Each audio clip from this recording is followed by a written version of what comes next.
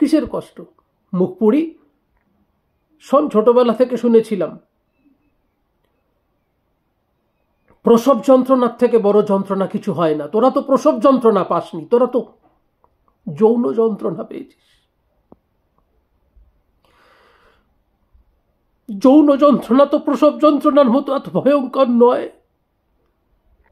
আজকে আমি আপনাদের সামনে নিজে দাঁড়ালাম নিজের পরিচয়টা দেওয়ার জন্য। কাপুরুষ, আমি একজন কাপুরুষ, এটাই আমার পরিচয়। কেন বলুন তো?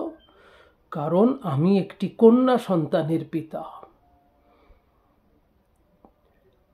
আমাদের অভয়া হয়, আমাদের নির্ভয়া হয়, আমাদের নাবালিকা হয়।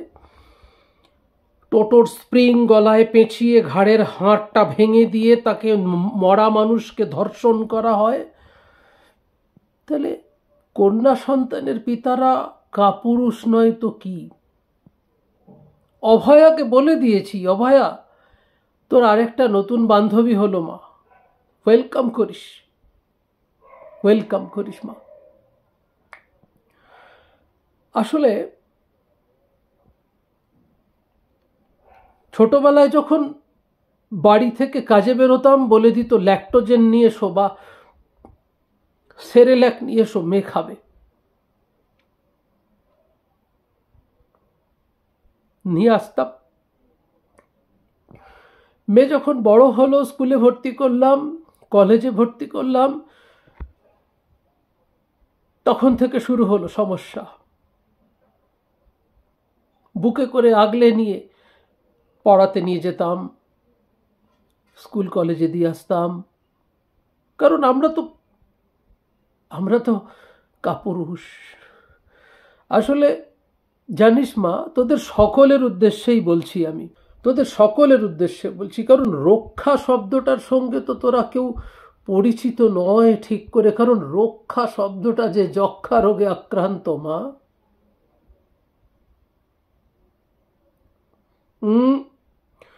চোখের জল, তোমাকে আমি রক্তচক্ষু দেখাচ্ছি, তুমি এসো না। কন্যা সন্তানের পিতাদের কাঁদতে নেই।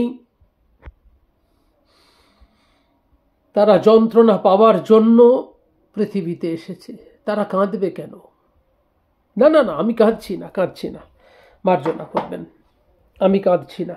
দেখুন, হাসছি, কি আনন্দ হচ্ছে। অভয়া নেই, নির্ভয়া নেই, নাবালিকা নেই। নাবালিকা তো নাম নয়, তাই ওর নাম অনামিকা। কন্যা সন্তানের পিতা যেন কেউ কখনো না হয়। ঈশ্বর, কন্যা সন্তানের জন্ম দেওয়া বন্ধ করে দাও পৃথিবী থেকে। তাহলে আমাদের মতো মানুষগুলো না এত ভাববে না, এত চিন্তা করতে হবে না। মেয়ে কর্মরতা, মেয়ে কাজে যায়, যতক্ষণ না বাড়ি ফিরে বলে আমি এসে গেছি, ততক্ষণ চিন্তায় থাকি। তাহলে আপনি কাপুরুষ নন। আমরা সব কন্যা সন্তানের পিতারাই কাপুরুষ। কারণ আইন বলে দিয়েছে আমাকে নিজের হাতে তুলে নিও না, শাস্তি পাক অপরাধী। এ কথাটা বলা হয়তো আজকে বিলাসিতা। শুধু এটুকু বলতে পারি যে নাবালিকার মৃত্যু হলো, অভয়া দিদি, নির্ভয়া দিদিদের কাছে গিয়ে সাবধানে থাকিস মা। আর কিসের কষ্ট রে? কিসের কষ্ট?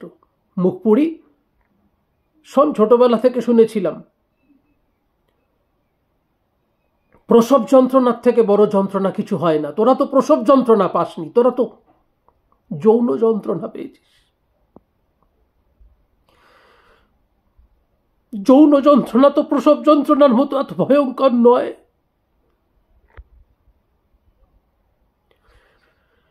তাহলে তোদের নিয়ে এত কথা কিসের?